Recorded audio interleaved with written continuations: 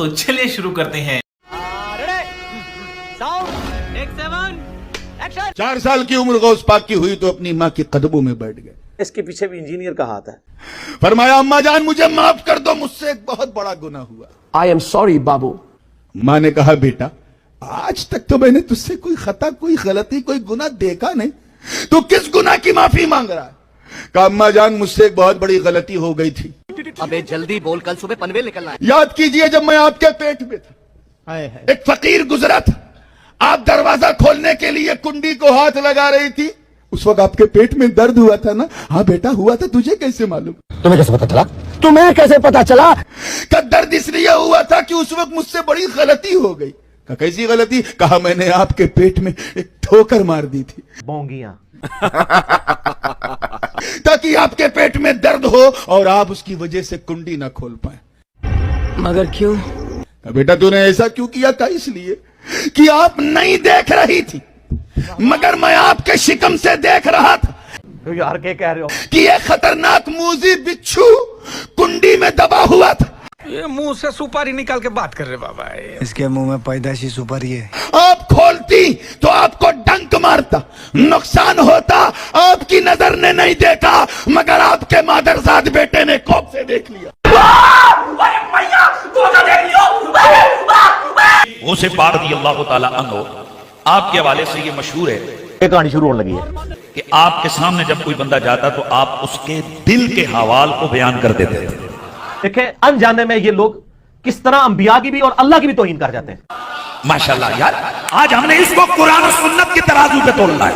ईमान से हाथ दो बैठोगे पता भी नहीं चलेगा। मेरे गौस पाक का एक दावा भी है।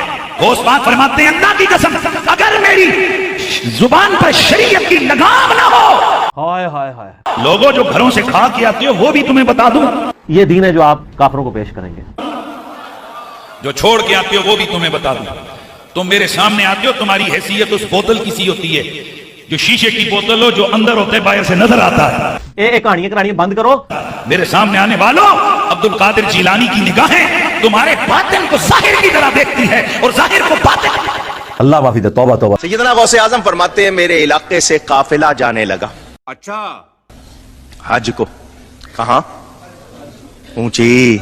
हम मालूम है तेरे बाप को मत सिखा। चल लोग जमा होके पैदल ऊंट घोड़ों पे सफर होता था उस जमाने में। 6-6 महीने लगते थे, लोगों को ज्यादा लगते थे, साल लगते थे। गाल बड़ी लतीफ है यार, गाल समझे। आज की तरह तो नहीं ना कि 4-6 घंटे में पहुंच गए। माँ के पास आए, अम्मा लोग जा रहे हैं हज को, मुझे भी इजाजत दो। नहीं। माँ ने कहा यह तुम्हारे पढ़ने की उम्र है। फरमाते मेरी आंखों से आंसू आने लग गए।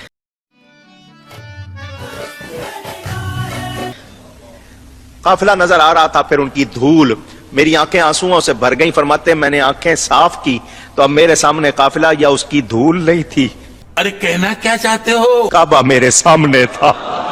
अल्लाह ने गोया क्या फरमाया, तू अब्दुल कादिर है, मैं अल कादिर। अल कादिर के माने जो सब कुछ कर सकता है। हाँ वाकई वाकई।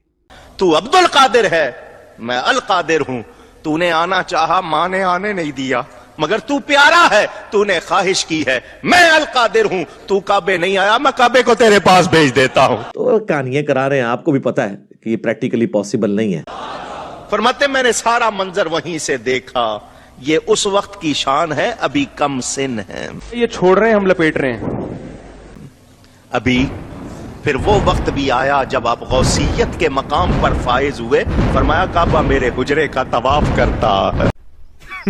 बोंगियां